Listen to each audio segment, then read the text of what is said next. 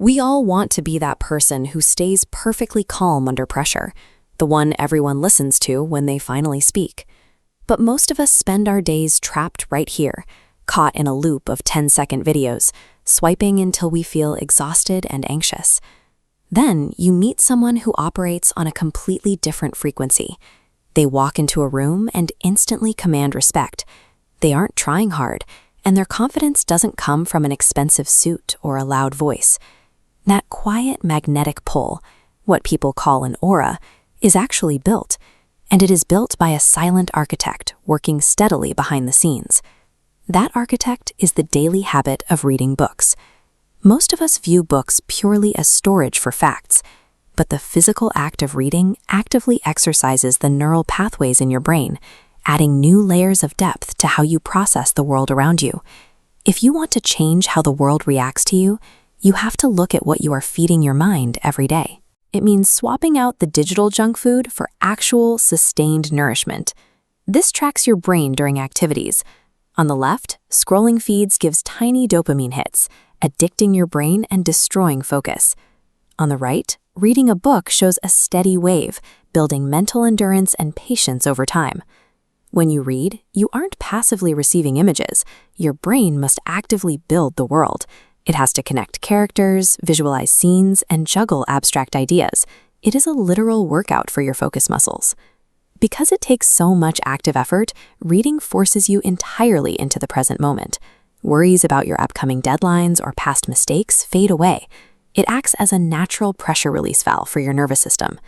That quiet focus state forms the bedrock of a strong personality, making you far more resilient to the everyday chaos going on around you.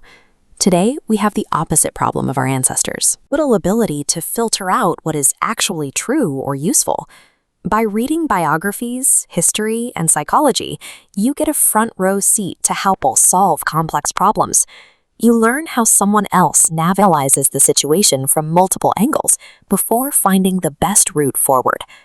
The best books rarely hand you a simple answer to your specific life problems. Instead, they teach you how to ask much better questions. Moving from a quick reaction to thoughtful analysis gives your words incredible weight. When you finally do speak, people listen because they know you've considered the angles they missed. We only get to live one physical life, but reading acts like a mind transfer device. You get to spend a day in the trenches with a soldier, look through a scientist's microscope, and sit quietly with a monk. Experiencing the world through so many different sets of eyes breaks down narrow assumptions. It builds deep empathy because you understand why people make the choices they do. This wide exposure naturally fuels your creativity. True innovation comes from taking an idea from one world and applying it to another. Think about the devices we use every day. Their intuitive design is the result of connecting two entirely different fields. Someone took the strict logic of computing and crossed it with the elegance of typography and art. Or consider how modern space travel and electric vehicles accelerated. It required taking the rigorous principles of physics and colliding them with fast-paced business strategy. These leaps in human progress are constructed deliberately. They are built by connecting the diverse experiences absorbed through a lifetime of continuous reading.